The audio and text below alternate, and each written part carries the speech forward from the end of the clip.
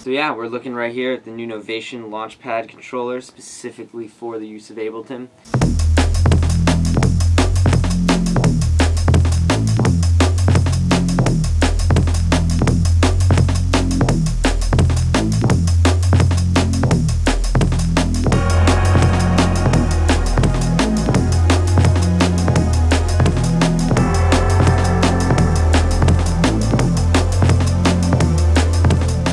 So we're checking out right here the new Novation Launchpad, new Ableton controller, clip launcher, grid controller. You have your clips here, your grid here, controls all along the side, nice easy access to everything. As you can tell, it's one of the thinnest things out there with only one USB-B port in the side, 3 LED grid, red, green, yellow.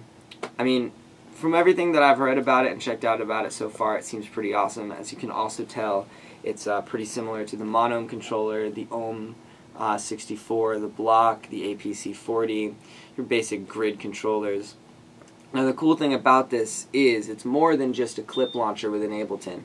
Over here you can select your different sends, and now you have volume, pad, sends for each of your channels, and now this will work as a grid of, you know, like faders or something like that, some sort of controls, as well as your mixer setup, your page back and forth, your views to get all around the session, different scenes that you have all programmed up.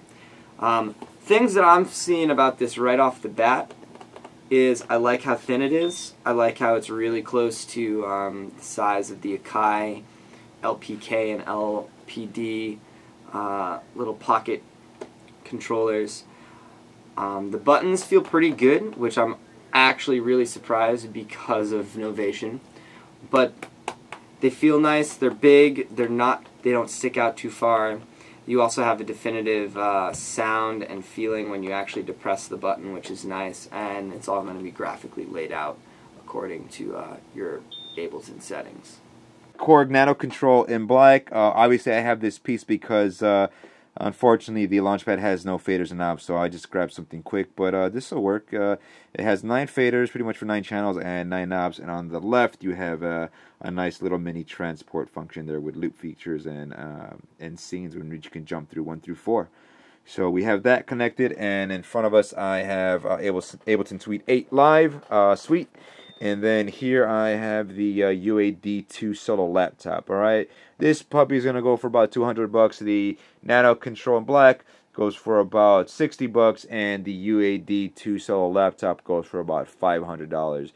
A pretty big investment, but it's well worth it just because you get an assortment of plugins to choose from. Alright, but the yeah, that Shark processor really does make a difference, believe it or not. And in here I have about 6 tracks. Well, including the CR78, I have a total of 9 tracks armed and ready to go.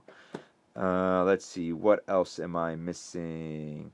Most of you probably know how to assign. It's pretty easy. I mean, for PC users or even Mac, I just right-click over whatever button I want and just assign to whatever parameter I want to tweak. And the reason why I have the Nano Control is because I'm about to tweak a filter with knob number 1 on a nice little arpeggiator lead. Alright, so, and then on the Launchpad, instead of me launching the scenes, I just have it in real time to start the track on either mute or solo. In this case, I have it on just on and off. And I'll show you there to the left. So, here we go. As you can see on the filter cutoff all the way on the left. Let me just zoom up in there.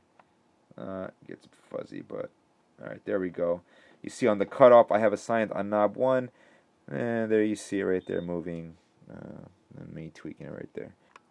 Alright, so here we go. I'm about to do a session real quick, just a little mosh up here, and here we go.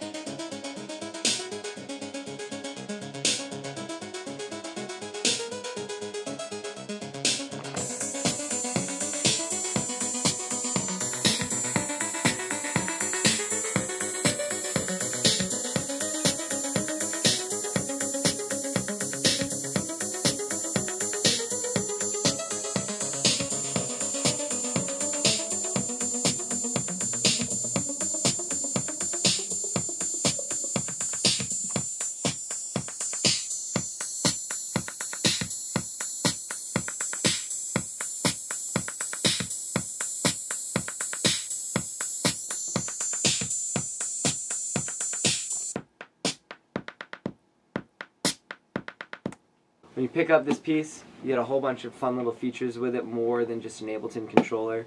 Have a whole bunch of free downloads for some Max MSP patches and some step sequencers for Max for Live. This is going to be one of these controllers like the APC40 that's really not going to come to Lime and really not going to shine above everything else until Max for Live has been released. But in the meantime, it's going to be a great little MIDI controller. Just sends MIDI code, no OSC or anything else, but hey, there's still a lot that you can do and other people are already doing with MIDI. So yeah, it's a great little piece from what I can tell for $200. Street value, you can't beat that.